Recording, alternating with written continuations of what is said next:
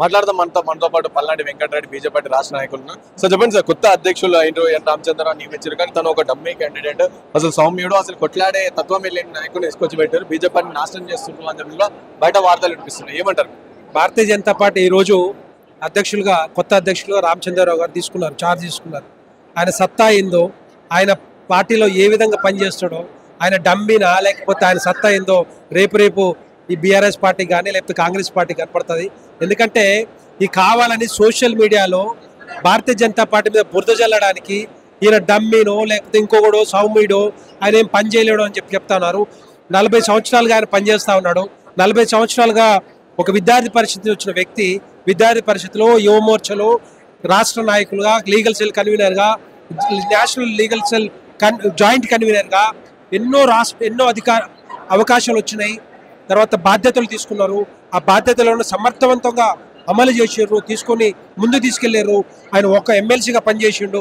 MLC పనిచేసిన తర్వాత కూడా 3 ఎమ్మెల్సీలని మొన్న కూడా గెలిపించారు. సో ఆయన్నే డమ్మి అంటే ఎట్లా నాకు అర్థం కాదు. వీళ్ళకి పిచ్చితనం కాకపోతే ఈ పార్టీలో ఏంటంటే ఎంతసేపు ఉన్న భారతీయ జనతా పార్టీని డౌన్ చేస్తే రేపు అధికారంలో రాకుండా పోతారు. మేము అధికారంలోకి వస్తున్న ఆలోచనతోటి మరి పిచ్చి ప్రేలాపనలు చేస్తున్నారు తప్పితే ఎట్టి పరిస్థితుల్లో ఈ పార్టీలకి, ఈ 2 పార్టీలకి, బీఆర్ఎస్ పార్టీ కానీ కాంగ్రెస్ పార్టీ కానీ ఎట్టి పరిస్థితుల్లో స్పేస్ లేదు. ఈ తెలంగాణ రాష్ట్ర ప్రజలు మొత్తం డిసైడ్ అయిపోయారు. ఈ 2 పార్టీలకు అధికారం ఇవ్వద్దు, అవకాశం ఇవ్వద్దు. ఇచ్చిన అవకాశాన్ని వినియోగించకుండా ఈ రాష్ట్ర ప్రజలు మోసం చేసిన పార్టీలు అని చెప్పి అందరూ అనుకున్నారు. కాబట్టి నెక్స్ట్ అధికారం వచ్చి మేము 100 సీట్లకు పైకి గెలుస్తాం, ఎమ్మెల్యేలు అండ్ అలాగే ఎంపీలు 15 పైగా గెలుస్తామని చెప్పి నిన్న బహిరంగ సభలో రేవంత్ రెడ్డి చెప్తున్నారు. ఏం చెప్తారు? రేవంత్ రెడ్డి చెప్పిన మాటలు ఎవరు వింటారా? ఇప్పుడు అప్పట్లో అట్లనే చెప్పిండు. అధికారంలో రాకముందు ఏం చెప్పిండు? 6 గ్యారెంటీలు 400 అంశాలు చెప్పిండు. ఎక్కడన్నా అమలైన పోనీ మీరే అడగండి పోయి పబ్లిక్ లా ఈ రేవంత్ రెడ్డి గెలిపియాలన్నా భారతీయ జనతా పార్టీ గెలిపియాలని అడగండి ఒక్కసారి. 6 గ్యారెంటీలు 13 అంశాలు ఉంటాయి. నువ్వు ఎన్ని అంశాలు అమలు చేసినావు రేవంత్ రెడ్డి గారు? ఎన్ని అంశాలు టచ్ చేసినావు? ఒక బస్సు ప్రయాణం తప్ప, బస్సు ప్రయాణం కూడా ఆర్టీసీ కార్మికులకు సమ్మె చేస్తా అంటే బతిలాడినావు. నువ్వు వాళ్ళని మళ్ళా తీసుకుపోయి మేము 100 స్థానాలు గెలుస్తాం, 15 ఎంపీలు గెలుస్తాం. కానీ ఆలోచన ఉండాలి మాట్లాడేటప్పుడు కూడా.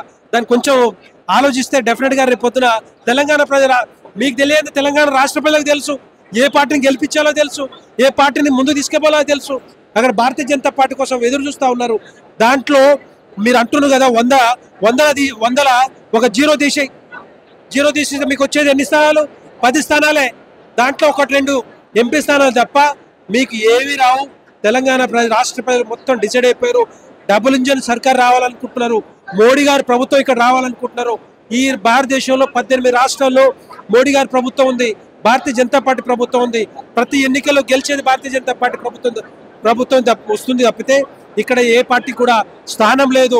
9.5 సంవత్సరాలు బీఆర్ఎస్ పాలన నడిచింది. కేసీఆర్ ఏం చేసిండు? కాళేశ్వరం చేసిండు, లక్షల కోట్ల అప్పులు ఎట్లా చేసిండు, ఏ విధంగా మోసం చేసిండు మీకు తెలుసు, రాష్ట్ర ప్రజలకు తెలుసు. వాళ్ళే పక్కన పెట్టింది కదా ఫామ్ హౌస్ లో. సో అందుకని నేనేమంటున్నట్టే ఈ కొత్త అధ్యక్షుల ఆధ్వర్యంలో, రామచంద్రరావు గారి ఆధ్వర్యంలో మా కార్యాచరణ రేపు డెఫినెట్ గా ఉంటుంది. ప్రజల పక్షాన మేము ఉంటాం, రైతుల పక్షాన మేము ఉంటాం.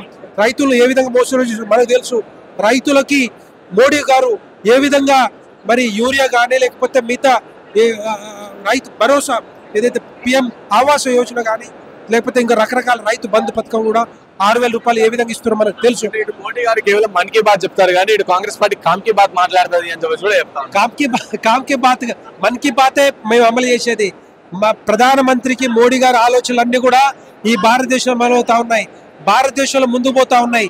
ప్రతిదీ కూడా ఈ 12 సంవత్సరాల కాలంలో 12 లక్షల కోట్ల రూపాయలు ఈ తెలంగాణ రాష్ట్రంలో ఖర్చు పెట్టినాం. అవన్నీ కూడా కేంద్ర ప్రభుత్వం నిధులు తప్పితే ఈ తెలంగాణ రాష్ట్రంలో కాంగ్రెస్ తెచ్చినాయో లేకపోతే కేసీఆర్ తెచ్చినాయో ముఖ్యమంత్రి రేవంత్ రెడ్డి తెచ్చినాయో కావు. ఎట్టి పరిస్థితులు ఇవన్నీ కూడా కేంద్ర ప్రభుత్వ నిధులతోనే ఈరోజు కాంగ్రెస్ ప్రభుత్వం నడుస్తూ ఉంది తప్పితే ఎక్కడ కూడా వీళ్ళు చేసేది ఏమీ లేదు. చేతులు ఎత్తేసారు కదా, మా దగ్గర ఉన్నది కుండుస్తున్నా అని చెప్పారు. మీరు బట్టలు ఇప్పినా కూడా మా దగ్గర ఏమి లేవని చెప్పారు.